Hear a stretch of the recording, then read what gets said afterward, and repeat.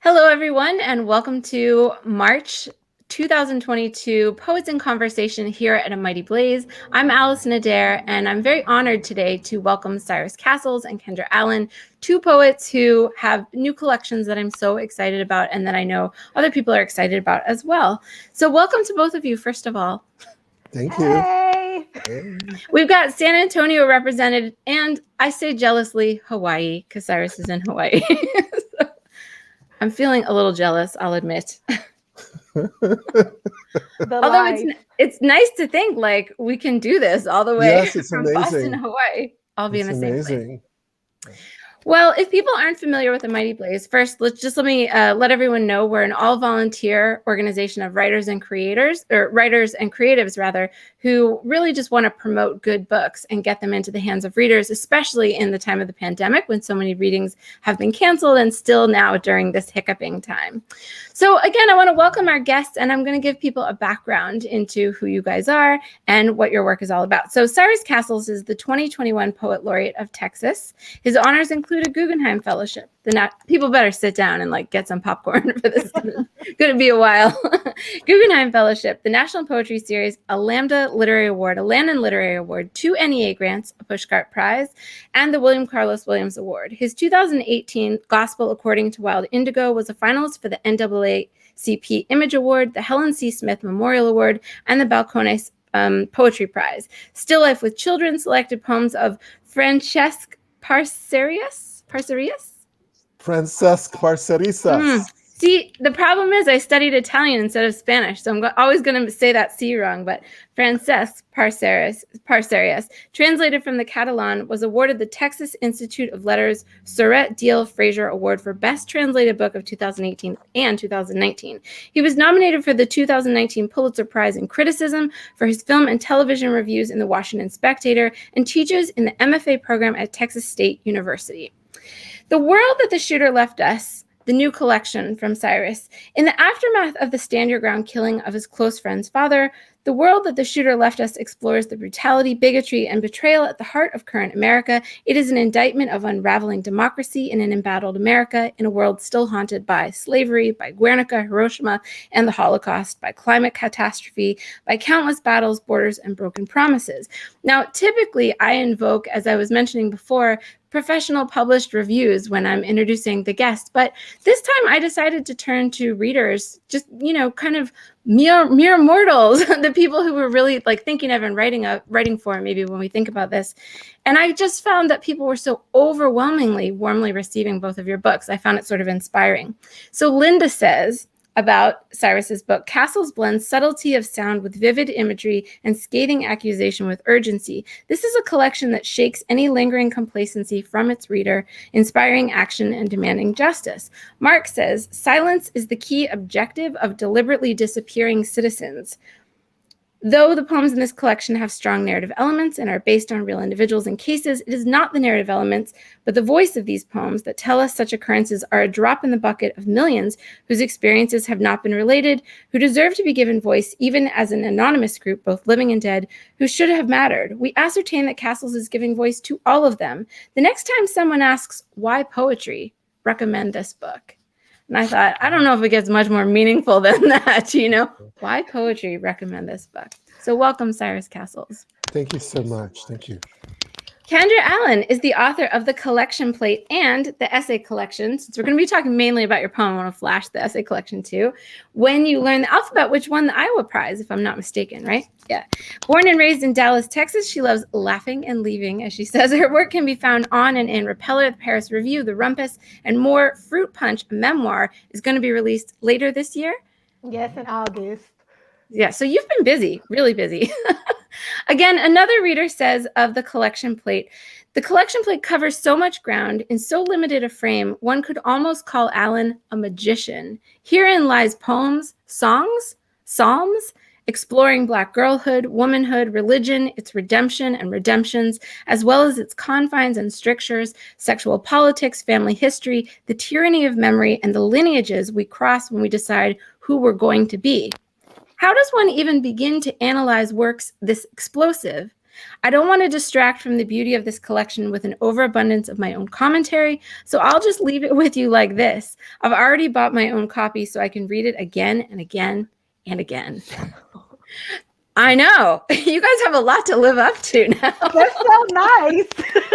No pressure. Isn't it such an honor that people take the time to, Yes. So- Yeah, because you It's- doubt it all the way.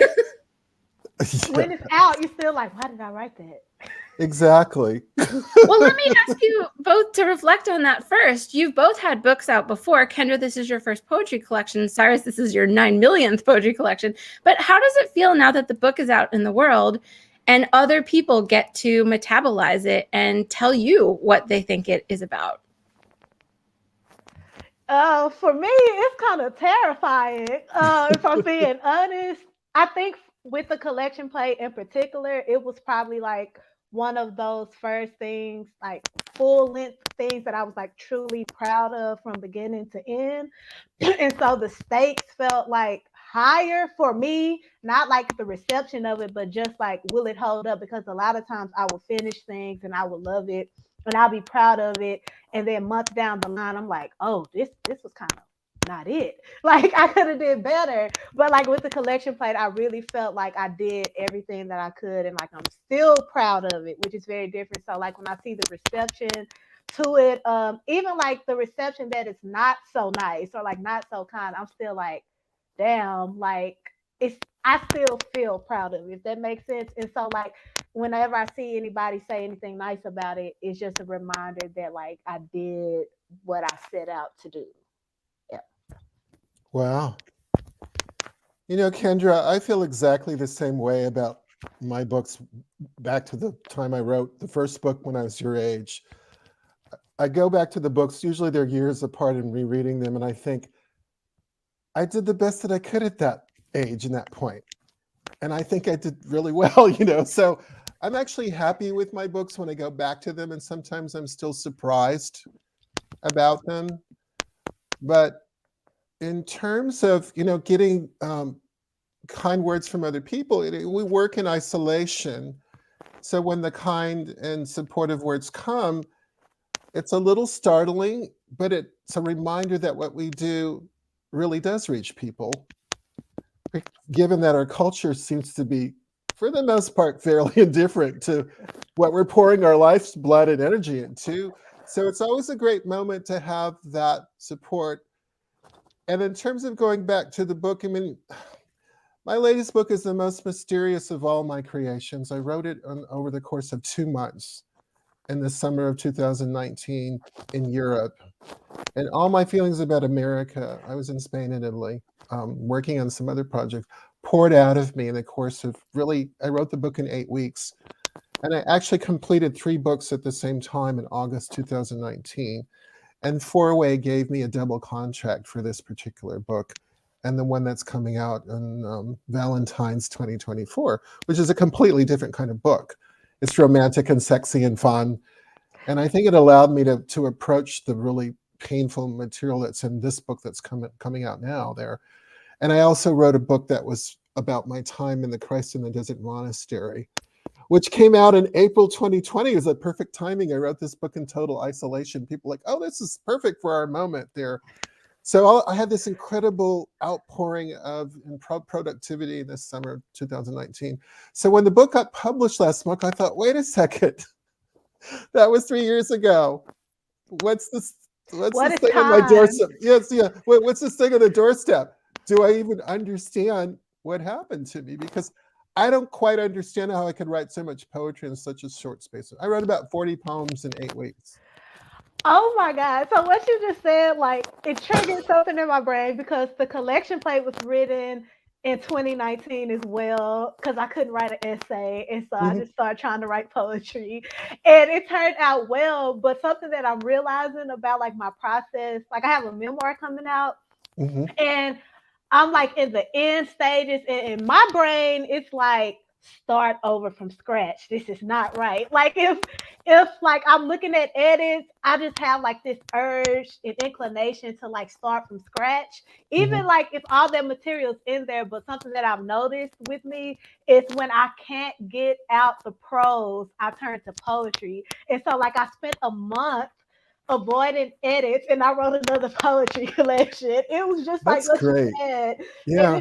it's weird, like it's weird because we do so much in isolation and it feels like a lot of it is intentional, but really in hindsight for me especially, like I never set out to be like, oh, this is gonna be like a collection. It just sort of spills out of you that way. And Hmm. then it's like you have to explain it to the public of how you did it. And a Because lot of it, times just like, I don't know how. yeah, because it seems very deliberate. This is the least deliberate thing I've ever done in my whole life, was to write The World That the Shooter Left Us. It just poured out of me because of, the title poem. And You guys are the most productive procrastinators I've ever met. This is the most productive procrastination. Well, I have a related question, if you don't okay. mind. And because I find it interesting that the books, by the way that you frame them, not that they tumbled out, but that it seemed like they were conceived of less as projects and more, that there was something that was bubbling up rather than sort of arm wrestled onto the page. And yeah, I found that with all the kind of trance-like poems in both of the poems, I feel like there are lists, there are litanies. I'm going to ask about that later. There are also moments of like very plain speech thesis statements almost. And I want to draw out one, if you don't mind. I have one from yours too, Kendra, but I wanted to draw out one from Cyrus's book. And you say in one of your poems, decorum won't do the trick. Decorum won't do the trick. And this is something that I thought was a great line, but also resonated with both of your collections. And I wondered if you could talk a little bit about those moments when you're just at the edge of something and you think, should I restrain or should I jump? And this line of decorum won't do the trick. Maybe since it's your line, Cyrus, I could turn to you first. Well, your question is completely appropriate to the whole project, because when my friend's father was killed in Houston over an argument over a parking space, I did not talk about it for about a year. I was overseas. He was in my house and had to depart in Austin, had to depart to Houston to help his family get through what had happened. And they didn't actually know what had happened because there was no surveillance there. So the following summer, I guess it was 2018, when the same thing happened to another family in Florida, and that is well known because there was surveillance, I thought to myself, now is the time for me to talk about what happened to the Garza family. And can I do justice to it? I had to ask myself, do I really need to say these things in public? And the answer was yes. The answer was yes.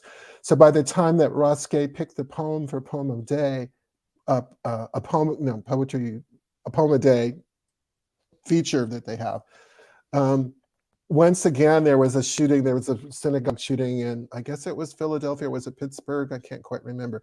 So there was this sort of like, yes, this is going to be relevant at almost any moment there. But I did have to ask myself if I really needed to say it, and also to let them know I was going to be writing about it there. So yeah, it was one of those situations where I paused.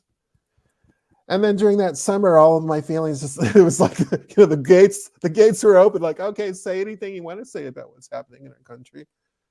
And that particular poem is about my frustration with the legislature in response to all the things that were coming down the way in 2018 and 19, not to mention 2020, which I get to later. But I did have to give myself permission. And I do think that, I say this to my grad students all the time, Kendra, I do think our poetry making selves are maybe like 2 or 3 years ahead of us, our everyday self. So maybe by the time the book is published, we have a better grasp of what we were doing and why this was passing through our consciousness. It's the part of our work that, you can't easily critique in terms of our own relationship to the material and how our poetry is a revelation for us not just for other people. It's like, who are we really? What's really going through our consciousness? Because sometimes we get comfortable, we sort of let it through, and then later on we have to be like Sherlock's about, well, why did I need to say that? Or what was really going on with me? And I'm still kind of figuring some of that out because it all happened so fast for me, this project there. So I hope that answers a little bit about the sense of giving yourself permission, especially to talk about things that are obviously really political and might upset some folks or whatever. It's like, oh, now this is how I feel and think. Here it is. Kendra's great at that. That's what part of her genius as a new writer of the city. It's like, you are like the most honest person, direct, natural. I love your work for that. It gets me in trouble, but it's okay. I bet it does. I bet it does, especially when you're writing about your own family. Like, oh, we don't want our secrets. Don't put our business out in the street. Kendra, you shouldn't have did it. Girl, it's like, don't do this. So your courage and your directness are amazing in that fashion. And that's why I couldn't stop reading last night when I got to the essays. I was just, okay, next one. Yes. I'm thinking about like what you just said about like the permission thing, especially with the collection plate. Like a lot of times before that, like people say my work is honest and like raw and things like that, but when I look back on the essay collection, I'm like, I was hiding a lot. Like I was not. Oh, were you? Yes. So it was like I was trying to like protect things. And I think like with the collection plate, I was thinking like this idea of permission and like a lot of the things that are left unsaid. But the thing is, in my actual life, I say these things, I imply these things, and it's still like met with like a wall. And so like with my writing, it's me like taking that next step of like these things that we deem supposed to be private, it's literally like killing us.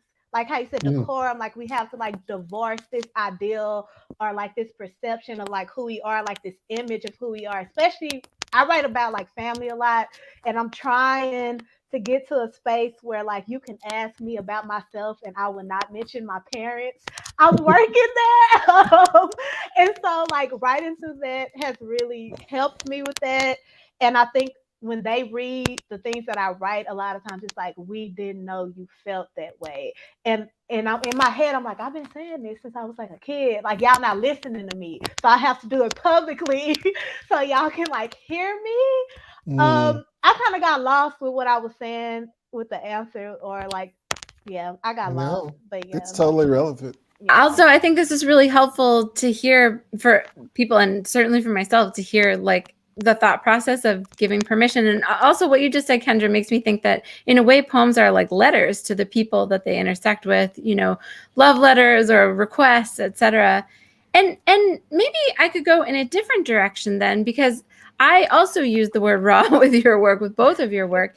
And I like the idea that the books announce themselves and don't always pull punches, though there's probably always more to the story. And that relates to the next question I had, which is that also not all of the questions I have apply equally to both books. But in both of your books, you also play with blank space and omissions and redactions almost, or hesitation to say things. So Cyrus, you have one of the later poems, I didn't write down the title in your book, has an underlined blank space alluding to some, hard things that had happened. And Kendra, you too use what Danez Smith I've heard called tab happy poems, or like page play. There's blank spaces that seemingly suggest that there's more to the story. So I wanted to go in the other direction and say, in addition to the stuff that you guys do say, what do you think about how you use the blank space and the white space and spaces in order to tell part of the truth? Well, I think, go ahead. You can go. You can go. Okay. I think very directly in some of the poems, it is about censorship and suppression of the truth. And for me, using the space and the blanks were part of that. I was inspired by American Crime, the second season of American Crime, with the Boys Don't Do That to Other Boys poem. And they used to blank out certain words or profanity or whatever. And it was very deliberate on the part of the man who directed it. I'm blanking on his name all of a sudden. his last name, but he won the Oscar for 12 Years a Slave for writing that screenplay. And so this idea, well, I think I originally got it from Jory Graham's use of it, the blanks and the underlines and the blanks and the end of beauty. And I think I've been itching to use them at some point and find a pertinent way of using them, because it invites some kind of creativity on the part of the reader as well to consider. Sometimes the blanks are obviously expletives because they're confessing some things that are traumatic, and they're talking about abuse. But so this idea of what's official language as well as, I think, is important to my particular project there, and how that can obscure what's actually true is, I guess, my answer to what you're asking about. Yeah. Mine is like, when it comes to blank space, I love Danette Smith, a huge inspiration of mine. I think they're amazing. But I think what makes them so amazing is they're just as effective on the page as they are on the stage. And like that duality is so rare. Like you do not see it. Every poet can't do it as well. And so I just listen and like read. And I love that, like when I'm reading their work, I can see like those pauses expressed on the stage.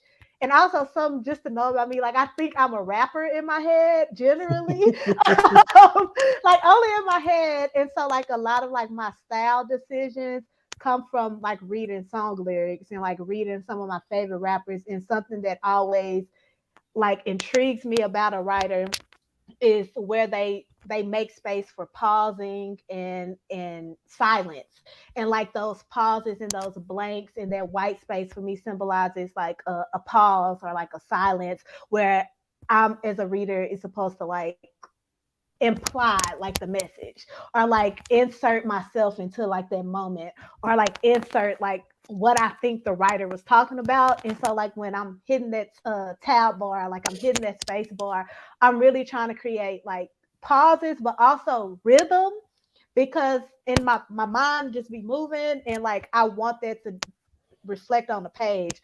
And so like when I'm hitting that tab bar and I'm hitting that space bar, when I'm like breaking up a word or breaking up a consonant or like just doing like these random things, I'm really trying to build like a rhythm to where like when I go into my next thought that might not be related to my last one, you can see like that transition clearly. um yeah, I think that's the best I've ever explained that, because I think about this answer a lot and I'll be like, I don't know, but I think that's the best I've ever explained it. Yeah. You'll have to record, take a snippet of this and just transcribe it and then use it as your answer. But well, if you don't mind indulging me for one more second, since it's come up, I want to move away from kind of craft. I'm nerdily interested, but I know that not everyone is. I want to stick with it for one more second, if you don't mind. Both of the collections are so musical, but in really, really different ways. Kendra, it does seem like yours a lot have to do with like the breath, like line length. And then, as you say, words are interrupted and fractured and so on and so forth. Cyrus, with yours, there's all sorts of, play with sound and assonance. Sometimes it feels like the music is carrying the poem through. And I just wondered if there is any way in which your musical ears or your tendency to maybe perceive music or hear music actually lead you toward the discovery of any of the poems. Are there any moments that you could even think of, like specific moments in writing the poem, where it wasn't like put on or put into the poem, but you just kind of got swept up in the music? I might be over directing the question. So really, I'm just interested in your music. But I think my anti-Trump spell poem, which has the title from Emily Dickinson, "The absence of the witch does not invalidate the spell." That's one where the sound really carried me along. It's a read, it's like a read. And I'm just like, yeah, how many adjectives and sounds could I get in this one? Because it needs to be a mighty read there. So that one for sure is what comes to mind when I think about music carrying on. I grew up in a family of musicians, and I played the clarinet for many years growing up mostly. And so I think sound is super important to me, and even in my prose as well. So Yeah. For me, it's I'm sorry. I don't know what's happening. I like took my Albuterol and it's weird. Yes, for me, songs like literally influence so many of my titles, so many of like my themes. I have like a poem in this collection, After Many Rippertons, Inside My Love. Um, and that it's kind of a dark poem, but even though that song is about sex, it kind of gets dark a little bit. But like if I was not obsessing over like that last note that she hits in that song where she like extends like this high note and it's just like so beautiful and I'm like, oh, let's write something horrible about this. Or for instance, like I have five smaller poems called My Our Father's House throughout this collection, and that poem was really inspired by this song called Nobody by Janae Aiko, and it's one of my she's just like a great songwriter, so I just like listening to her lyrics in general. I'm always thinking a lot of this was also like inspired by, I talk about this song all the time, Rolls Royce's Love Don't Live Here Anymore. But like this specific, it's like around the 2 minute and 43-second mark where like she sings, don't you know I miss you so I need your love, and like the way that she sings it, like her voice quivers, and like just that emotion that comes out, I'm like, I have to figure out. I will force myself into like a poem because I just want to like give homage to how this has affected my mind for like the last 37 hours or something. Yeah. I can see the influence of Janae Aiko. She's like a stealth bomber, you know, because she has this really fluid, smooth, melodic voice. But then if you actually listen to the lyrics, like It's she's like, dropping oh, bombs to be yes. sure. Let's see. Now, I feel like how could we move on without hearing a poem now that we've been talking about all the music? And maybe it's so apropos, but Cyrus, would you be up for reading Clarinet? Oh, sure. Hold on. And I don't know if you prefer to tell us anything about the poem or maybe to read it first or whatever, but it's such a great poem. I think there are a couple terms in the poem that are important to it. It's a persona poem in the voice of a mother whose son, who's a musician, has been disappeared. It mentions the Gueca solo.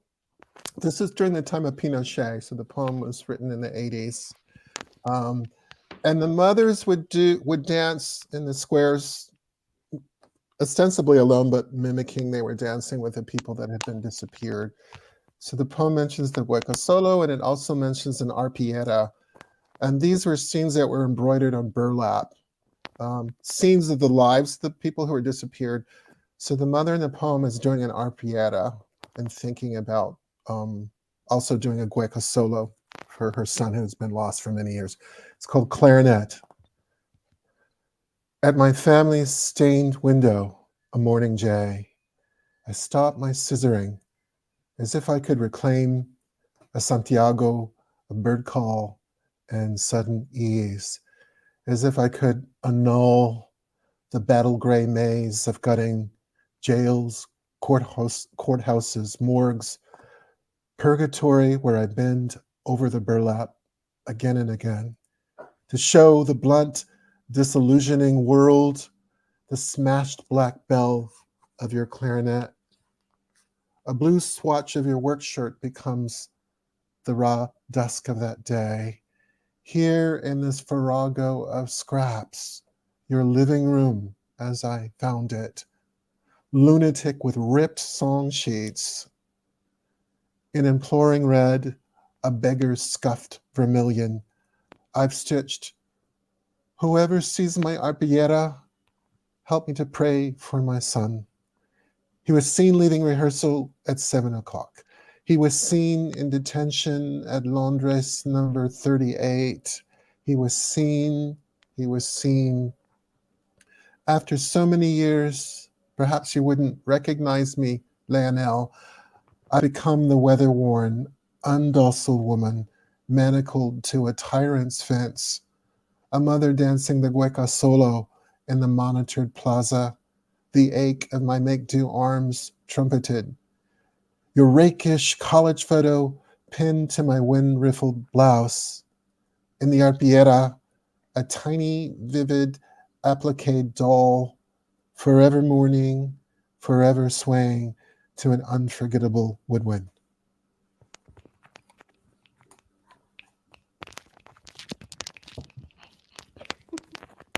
That was so good. Thank you.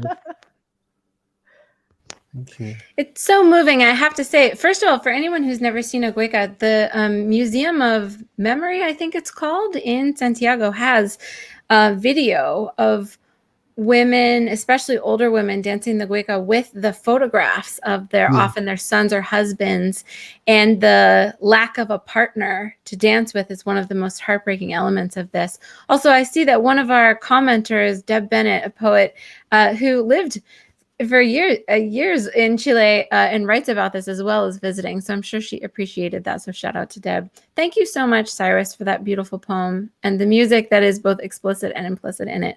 Now, Kendra, in your opening poem in the collection plate, you actually make reference to this. I had not marked it before, but I was just able to find it. In evening service, the speaker says, "If I could sing, this wouldn't be loveless," and then goes on. And I was wondering if you could talk a little bit about that line as you lead us into maybe Leave Me Alone. Yeah, that line in evening service, it's my favorite line in the poem. Came like way later. Like I said, I overly revise everything and start from scratch.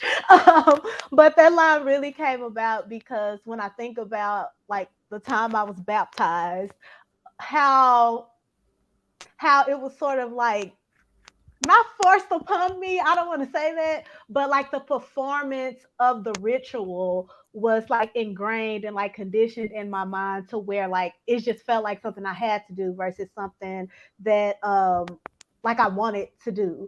And so I just said lovelessness because I also sang in the choir at church. All this stuff be like very literal, but I just make it sound pretty, I hope.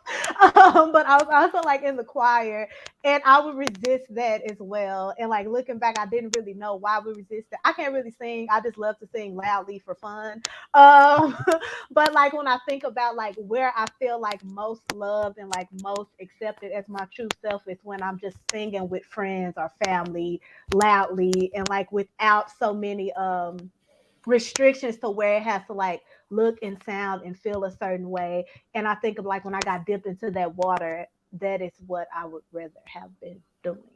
Yeah. But yeah, so I'll read Leave Me Alone, which is a poem towards the end of the collection. And it's really like my dream life that I'm working towards. That's how I would describe it. And it's called Leave Me Alone for a reason because I just always have like this urge to like disappear, which is probably why I'm in San Antonio right now. But yeah, okay. Leave me alone.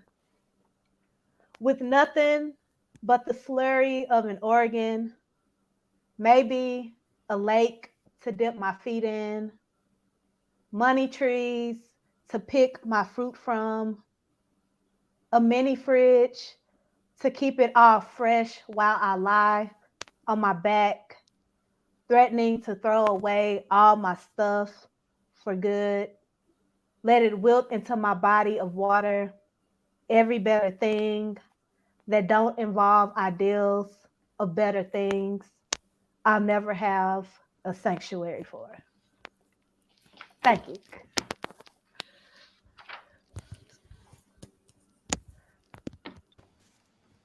I think that final line comes as such a surprise, even though toward the end of the book it shouldn't. It feels like such a surprise because there's this momentum built up. If you don't mind, I wanted to bring us in a little bit of a different direction, and I'll set it up just a little bit. This week I was lucky enough to have the opportunity to talk about the sonnet with my students, and we've been talking about the sonnet for a while, and we've read a lot of really great ones. And the capstone of that conversation was John Murillo's A Refusal to Mourn the Death by Gunfire of two, I think he says police officers or cops in Brooklyn, or two men in Brooklyn. I forget what it is. But and it's a heroic sonnet crown. And in the course of the conversation, one student made a really great point, which is that there's something about the sonnet crown that forces a writer to dip back in. Like you can't, even though the sonnet itself is so hard, you can't get in and get out and make your case even with all its complexity, once you have to revisit it in the next sonnet and have that same line appear, you got to squeeze out more juice, as I say, you know. And that's a really hard thing to do because the pyrotechnics have to be new, and then the emotional exploration has to be evolved somehow. At least that's how I think of it. So I wanted to turn first, Kendra, to a pair of poems in yours, and then Cyrus, I had a question related to this for you too. Your two poems, Kendra, Naked and Afraid, and then Afraid and Naked.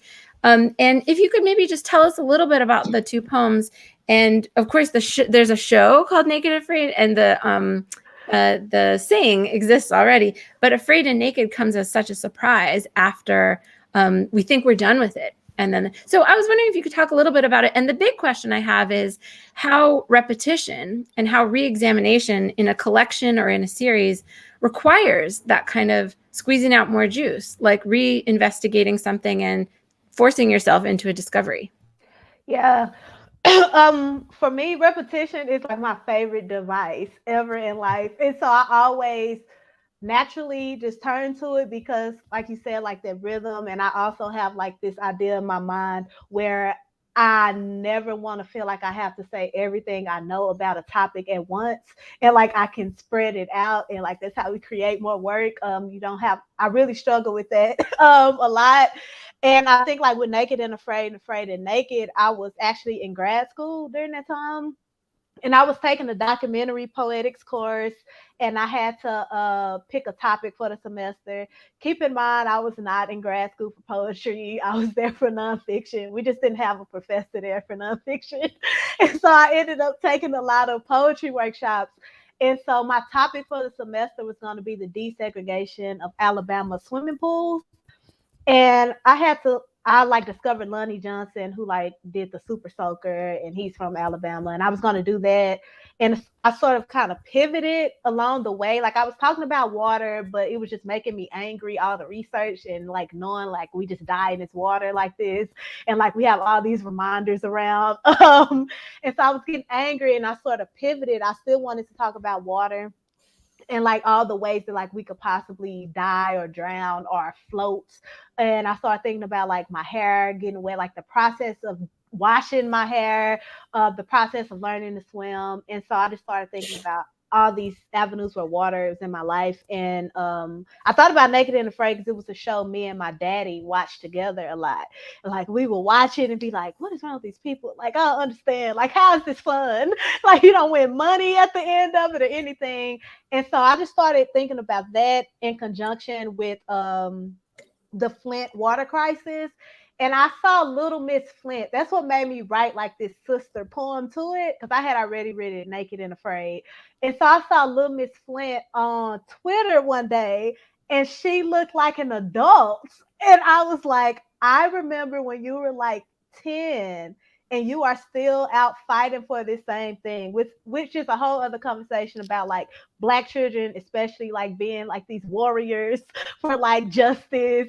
And I was like, she looks like 18 now. She's like 17, but like she's getting grown and she's still like fighting this thing. And so what made me want to write that sister poem was just like seeing her grow up. And it made me reflect on like how I grew up. And it also made me reflect on how like we think of desirability and fat phobia in our society. Like we're told like the slimmer you are, the better. And like how if we don't have water, like we die. And we see these people on this show like doing this as a script. It's scripted, it's reality TV, but it's still scripted to a certain extent, because if they get sick, they get shipped off of the island. But like in real life, we see these people who are like getting sick due to lack of water, who are dying due to lack of water. And like nothing happens because they're poor. That's what it is. It's poverty. They're poor. They're Black. It's children. We don't really care about kids as a society. And so like all these elements, I just wanted to juxtapose it with like what we say is like actual reality versus like a reality show, and like how it's unbalanced, even though like the same thing is purposely happening in both places. Yeah. Thank you so much. Cyrus, you probably already have stuff that you are ready to say, but I was wondering, in a similar vein, it's not exactly the same, how examining, it seemed to me like the world that the shooter left us needed both to identify the one particular moment in the parking lot as exceptional enough to honor it, but also to alert people to a pattern of violence. And so I was wondering if you could talk about this approach of of repetition and re-dipping back into themes or topics, and how it led you to discovery.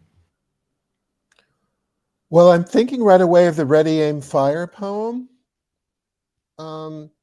because since both Kendra and I are based out of Texas, and this sort of open carry, I talk about the new open carry era and what that feels like to be, whereas in my university, students can carry concealed weapons legally, and what kind of environment that creates.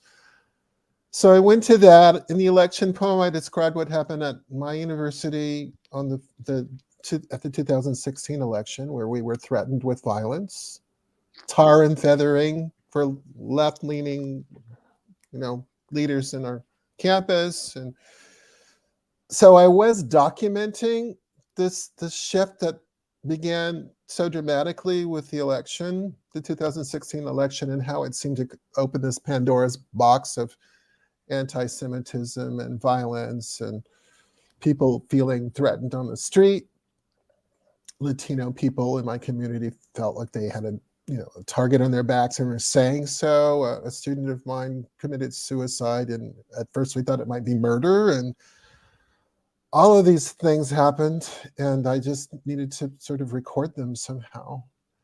And unfortunately, the violence in the title poem has become commonplace. What happened was, because of the Stand Your Ground law, this man who shot my friend's father was immediately released. And then they went through the process of the trial, and he was actually convicted of murder based on the forensic evidence that he claimed there was an argument. There was no argument. He shot my friend's father through the mail as he carried the mail. So this man is in prison, but he's unrepentant and claims it was self-defense, right? And the civil case started at the end of January. So yes, I have, because the recurrence of the violence, I couldn't get away from, it filtering through me that summer that I wrote the book, thinking about how it keeps showing up again and again. And then the following summer, the last poems in the book were about the murder of George Floyd and the protests and the pandemic. And I was just reading an article yesterday how the families of the people who've been killed are so frustrated with the legal system because nothing's really happening. The Senate just shot down another bill, and it's just, so that sense of horror and frustration at the level of violence that we become so accustomed to, and that's so systemic. So I did keep going back to it, and then people would tell me stories like the rabbi in the Ready, Aim, Fire poem said, I have to post a sign, say don't bring your weapons in the synagogue. I mean, it's just a level of excess that I didn't expect to be witnessing to at this age. There's something interesting in terms of, or something compelling and moving and effective, I think, about seeing the ways in which these commentaries accumulate over the course of the collections. Because I always say you can only talk about plurals in the past tense, because you really never, for example, see cars go by. You see one car, then another, then another, then another, and then you conclude that you saw cars. Yes. There's something about the aerial view or the pluralization that requires reflection or time. And I found in reading your book, and both of your books, especially yours, Cyrus, that every page that turned, it felt like maybe it was done. And when it wasn't, I think it's harder with poetry to turn the page and get that abstract aerial view that allows us to intellectualize things, because you turn the page and you get another face, and another specific story and another one car going by rather than cars went by, So it's just so interesting. I feel like both of your books really did the work in that way, and probably why those really amazing reviewers called out their urgency. Well, I want to remind everyone that we're about to move into the Q&A section. So if people have questions for the poets, please drop them in the comments box. And in the meantime, I wanted to turn to you both again to see if you would read another poem for us. And Cyrus, we had talked about maybe The Hood or Courage Song for Scott Warren. I don't know if one of those perhaps appeals to you. And then Kendra, you were maybe going to think of one as well? I think I'll read the last poem, because I said The Hood, I think, is my scariest poem, and I'm not feeling as brave after actually talking about the murder and all of that. So this is a poem that's dedicated to Scott Warren, the border activist who was tried 3 times and acquitted each time. Courage Song for Scott Warren. Sing no more makeshift crosses in the gangplank desert. No more dog catcher trucks. No more jawbones under the moon. Bring your rebellious grit like a bromide or a borderland candle to our bigotry is commonplace republics. Chaos. Bold anima, dissenting angel. Among the betraying cliffs and dry washes, the yellow plumes of the Palo Verde. Be renegade Harriet in a midnight cane field. General Tubman. Be Martin bravely writing in an abysmal Birmingham jail. Yes, your boundless shepherd's gallantry, your at-the-ready compassion is the rescuing sip and the heaven-sent gourd required at all our desperate crossings.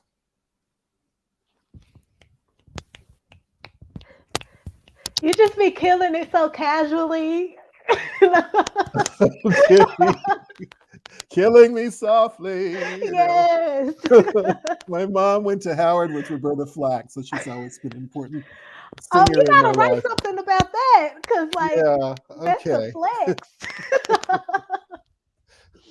So did your mom give you the skinny? Like, was Roberta Flack singing back then? And what did she I have think? pictures of them. They did something called a kiddies ball at Howard, and she and Bertie were dressed in these little kid outfits there. So, but her songs are so beautiful. They were part of my growing up in the 70s there. So. Thank you so much, Cyrus. And actually, before we turn to you, Kendra, we have a question that I thought maybe we could interject between the 2 poems just to kind of give them room to breathe. One of the viewers asks, I'd love to hear about what both of you are inspired by in this present moment. What you're when you're stuck after you've done all the quiet sitting and tabbing across a page, do you read other poets' work, read the headlines, look out the window? What is pushing you to write a poem today? So what are you inspired by? What are you compelled by? What do you feel obligated to do? Any of that stuff. And how do you do it? We want to know. I think for me, I've always and probably will always be inspired by like the coming of age narrative. I just feel like it's so much there that I want to document, but also that I always turn to, whether that's TV, movies, books. Like I'm always looking for like a coming of age story. But even more so than that, like I'm around a lot of kids recently, like very small children, like 6, 4, like those ages. And I'm like just interested in how I can like cultivate a space where they can continue to be free. Cause like you see those things in kids' eyes, like you done seen something already, or like you can't protect them from that, but I want them to like have something in place to where they have like a outlet of freedom. But in my day to day, I'm reading all the time. I read poetry more than anything. I'm reading Frank. I'm sure everybody has read this. It's amazing. I'm reading it very slowly because it's so good. I read the same 6, 7 books over and over though. Besides poetry, I'm always reading like the same 6 or 7 novels over and over. I read Giovanni's Room by James Baldwin a lot. I play games on my phone. That's really when I think of like my best lines. I'm like playing puzzle games on my phone. I'm like, oh, a line here, and I'll put it in my notes section. I'm very like way more graceful with myself about writing than I used to be. I used to think I had to like write every single day, but now like I'm learning to just calm down a little bit, breathe a little bit, and like those words would come instead of like trying to force them out and obsess over it. So I just watch like the same 5 shows, read the same 6 books, and play games, and just try things out. I think that's like the biggest form of inspiration for me. Like, just write it down. Even if you think it's not good, just write it down and like you figure it out later. It's not going to be good to like way later anyway. It's never going to be good on the first try, no matter how much. And I'm if I'm honest, I'm like a big proponent of edibles. And so those also help. But yeah, that's me. That's almost That old helps you be school, Kendra. graceful. That helps the grace. Yes, because if not, I'm panicking about what words I didn't write today. So I was doing some writing before our talk, and I'm adding the finishing touches to the book that's coming out, the romantic, sexy, sex is still happening after 60 book. It's called Is There Room for Another Horse on Your Horse Ranch? So suddenly I'm writing a multi-part poem that's all about being in the water with someone you love, with your beloved, and sort of taking this journey. And there's a lot of imagery from the Ark and the flood and the dove and the Ararat. And then you were talking earlier about realizing that a poem is a love letter. I just wrote another poem, and I'm thinking, is there enough love in it? Is it clear how much I love this person in the poem? I'm describing reading through their play with them and how profound that experience was on so many levels. And in this beautiful scene, but I'm thinking, is the love, am I really declaring myself enough to this person when the poem reaches them? Are they really getting how profound the love is there? So I'm also finishing a book about Garcia Lorca that I've been working on like most of my writing life. It's poems from over 40 years and new poems. 2019, I was in Granada pursuing that project when I ended up writing The World That the Shooter Left Us. So I'm still going to my fountains of inspiration, which for me are Garcia Lorca, the Spanish poet. And I'm taking Mark Wunderlich's Rilke class. Last semester, I did a dual poet class on Rilke and Lorca, so I continue to learn about both those poets. So those are ways I've been reading and continuing to inspire myself there. I'm always getting my students to read as much as they can all the time. Even in the workshop, I'm assigning books that I think are cutting edge books for them. Like I may assign Frank even, like Olio Tayama, believe it or not, was my student at Cave Canem, and Ilya Kaminsky's book that everyone is quoting from now because his work as a Ukrainian poet who come here is so important. So reading, yes. Music, yes. All types of music. My brothers were heavy metal. My little brother had a black heavy metal band called Seven Seal. So, and I grew up in California in the 60s and 70s. So, music always is inspiration. Well, I have some follow-up questions related to what you just said, but first I want to pass it to Kendra for another poem if we could. Hear the grace, get the edible, hear the grace. let's see the fruits. Okay, so I'm going to read a love letter, which people don't really define as a love letter, but it's certainly one for me. It was written out of love. One of the last pieces I like scrambled to throw into the collection after it was almost printed. I was like, wait, here, get this one. And it's kind of one of my favorite ones. Okay. It's called When I Eulogize Our Father. The reason we have gathered here today is because I know how it looks when our Father loves something. His Cadillac, his bullets, his garden, his weed, his tractor, his dogs. The first time I saw him cry, the damn dog died. And after he cried every time he saw me, it felt like thousands of tears ran into my toes as I watched him collapse over a corked mouth. I felt so sorry for seeing Each time my father's eyes ached for more breath and no bleeding. The way my mouth mumbled the morning our beast met. Out in the front yard, how his tried to tear the meat from my paw. There was a leak, a war of risk I got from riding in that Cadillac casket. He ashed each handheld thing there, then forgot to show up. Through an open window, the dust lands on my cheek like another tameless thing. I've swallowed oxy and oxygen because of this love. I know it was the blood. I know it was the blood of me. Our father never offered no loyalty to the child, only ultimatums of wildflowers or respect, and I decline both. If you ever have to down a shot of something brown with your maker, it ain't polite. All it ever wants is to see a mother's hornet coated against the clear.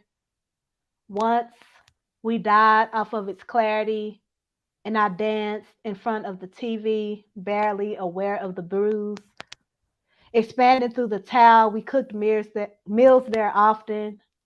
It's how the walls wrapped around our father are my teeth, undomesticated, dense, lockjawed through entire legacies. Eventually, he just closed his eyes. Traditionally, I've always been hard to forgive. Thank you.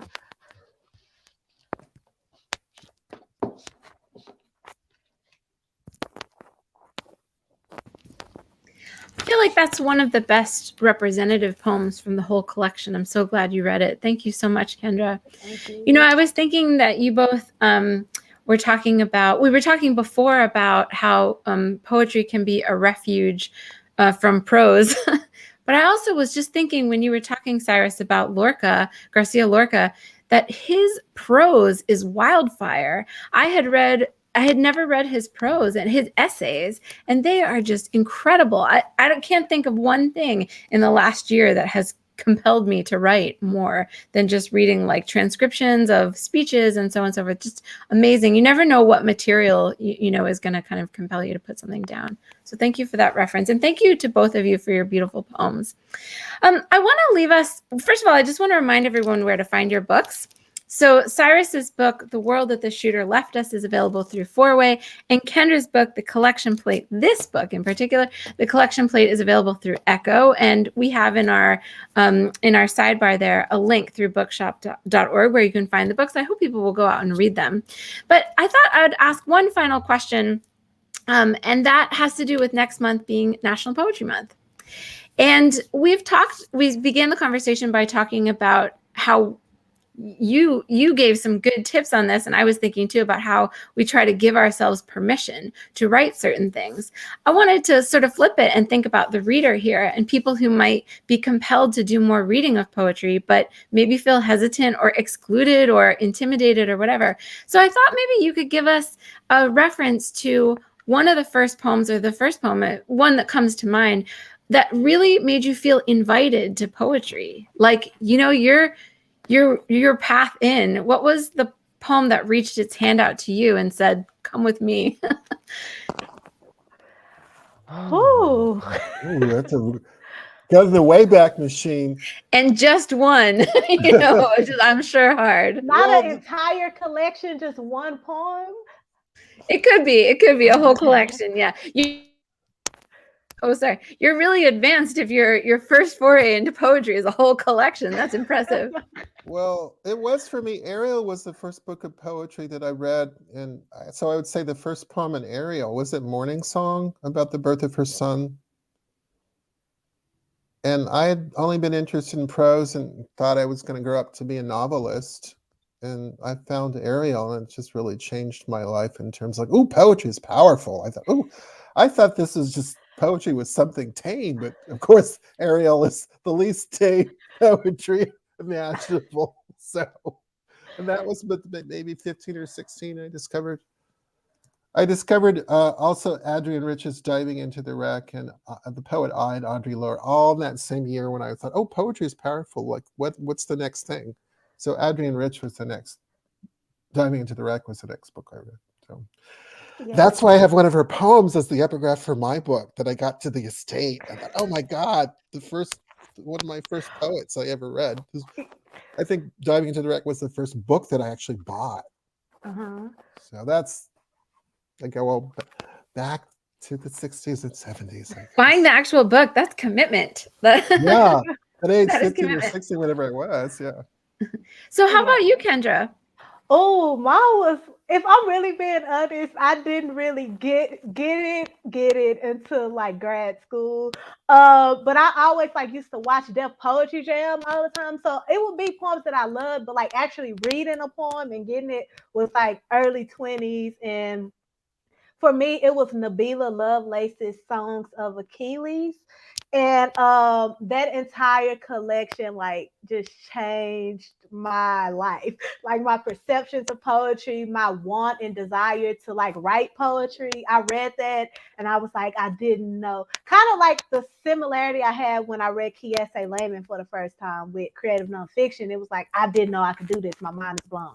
When I read Songs of Achilles by Nabila Lovelace, I was like, oh my God, this is the greatest thing in the world. Why is it not winning every single prize in the world? Like it was just like that obsession.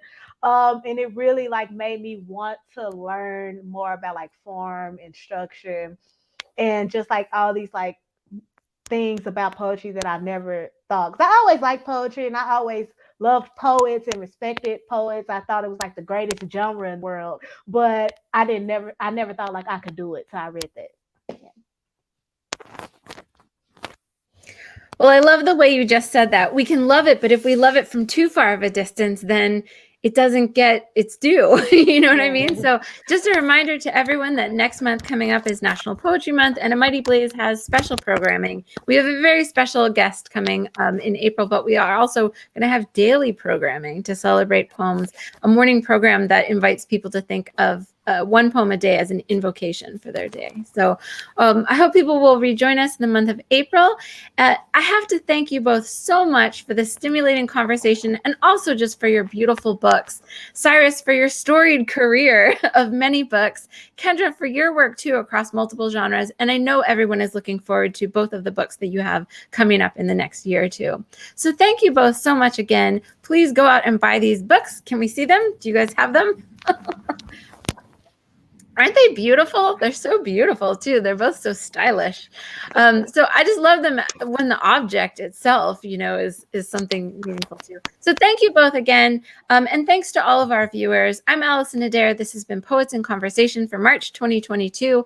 Again, please go out and buy these books. Thank you to Cyrus and Kendra. Everyone, go out and find more poetry. Have a great month.